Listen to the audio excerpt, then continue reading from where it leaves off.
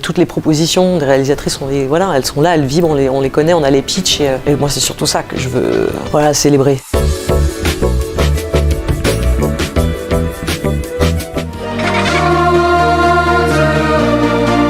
Je pense déjà à toi.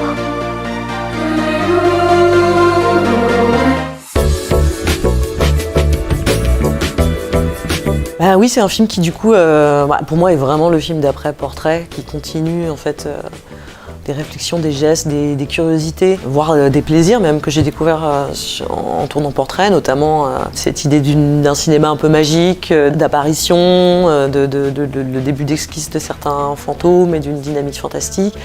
Et puis aussi le studio, parce que c'est vrai que j'ai tourné pour la première fois en studio, voilà, une seule scène, la scène de la reconstitution du Salon du Louvre, mais du coup j'ai eu un premier contact avec ça, j'étais hyper excitée. Et du coup voilà, je le mets vraiment dans la continuité de Portrait, mais il y a toute cette expérience que j'ai eue avec Tomboy, notamment dans la collaboration avec les enfants, dans le fait que c'était les plus profonds des interprètes quand les histoires les concernaient. Et du coup c'est forte de ces deux trucs-là. Je me suis dit que ça pouvait être un film qui à la fois m'emmenait ailleurs, mais avec la confiance, quelque chose qui est acquis, qui est posé, et qui donc est parfois, qui peut être plus téméraire, plus joueur aussi.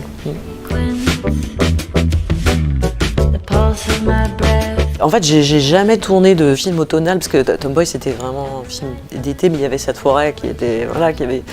En fait, notre forêt était plus verte que prévu. On a passé beaucoup de temps à rajouter des feuilles venant d'ailleurs pour la rendre plus proche de Kyoto par moment.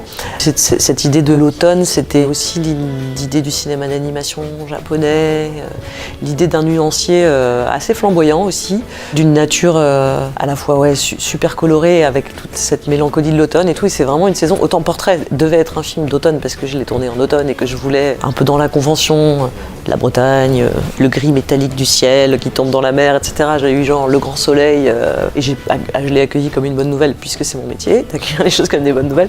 Et aussi parce que finalement, il y avait une luminosité du présent qui donnait une espèce de dynamique battante au film. Et donc j'avais vraiment le sentiment que c'était la première fois que je filmais l'automne. Je me suis beaucoup amusée à partir de ce nuancier automnal notamment pour faire les costumes du film, qui sont aussi voilà, dans cette colorimétrie, et ensuite même quasiment habiller toute la maison, puisqu'on a, comme on a tourné en studio, on a tout fabriqué nous-mêmes, donc les papiers peints sont même peints dans le nuancier à la fois des costumes, des carnations et de la nature. Et donc c'est aussi un très haut niveau d'intervention, même si le film est modeste, dans le sens court et de décor quasiment. Un niveau d'intervention et de précision qui est invisible, mais qui permet de faire ce cinéma quasiment d'apparition, disparition, de croire très fort à une idée aussi à la fois puissante et facile à mettre en œuvre quand même.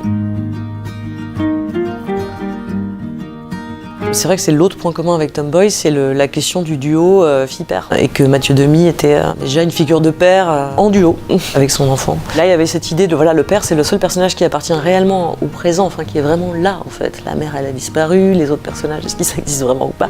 Lui, il est là. Et oui, c'est comme une autre tonalité dans le film qui est voilà, l'occasion, l'opportunité de montrer, plutôt qu'une famille, ce duo que font un parent et un enfant quand ils ont l'opportunité d'être seuls. Mais il y avait vraiment cette idée de faire un film que tout le monde peut aller voir en se sentant regardé, quoi. Les mères, les pères, les grands-mères, les enfants, et qu'il y ait un sentiment de respect pour tous ces liens et tous ces rapports. Voilà, j'ai hâte de voir comment ça touche le cœur des gens.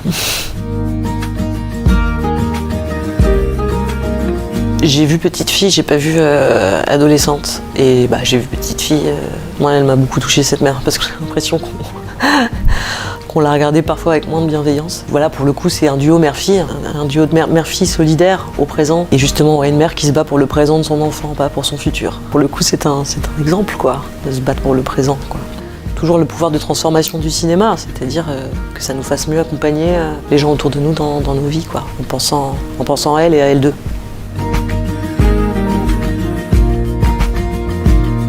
C'est surtout que j'ai la sensation que ce que font les réalisatrices me passionne. Donc parce qu'on va sortir un tout petit peu des nombres. Parce qu'en fait, les nombres, ils sont assez stables. Donc les chiffres, ils sont assez stables. Donc c'est pas super enthousiasmant. En même temps, moi, j'ai envie de m'enthousiasmer parce qu'effectivement, moi, je sens une différence. C'est une sensation. Et c'est pas qu'une sensation, c'est me confronter à ce qu'amènent les réalisatrices dans le paysage français et pas que. Moi, je crois que c'est les offres qui me passionnent le plus.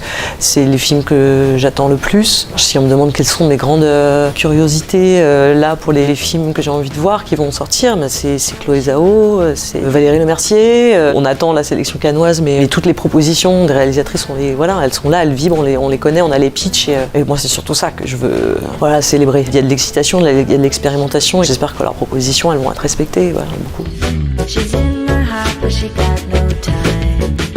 Non, mais je peux conseiller la plateforme de Another Gaze qui s'appelle Another Screen, qui est une plateforme gratuite. Précédemment, elles ont fait une rétrospective Cecilia Mangini. Là, elles font des documentaires autour de Marguerite Duras et Jeanne Moreau ou des films de réalisatrices palestiniennes. C'est une plateforme Another Gaze, Another Screen, et c'est une très belle curation des archives, des choses qui sont rares, et c'est gratuit et ça se soutient du coup de plein de façons, y compris regardez. J'ai la chance de parler anglais, et donc c'est ce qui m'a permis aussi d'accompagner mon travail et donc de faire des rencontres qui sont des collaborations possibles, que ce soit d'ailleurs avec des producteurs ou c'est pas forcément juste les talents comme on dit. J'y songe fort. Et je suis contente d'avoir cette possibilité, c'est-à-dire d'avoir leur confiance. Je sens que je peux justement, plutôt que de me dire est-ce que je vais pas encore plus loin dans quelque chose qui pourrait d'ailleurs être plus compatible avec une industrie plus proche de l'entertainment, etc. Toujours dans cette dynamique de l'expérimentation. Là, avec un peu l'expérience et tout, on peut commencer sérieusement à l'envisager, sans se faire complètement bouffer ou dépasser. Et donc, oui, j'ai là aussi beaucoup des discussions, des conversations qui laissent entrevoir un futur fun.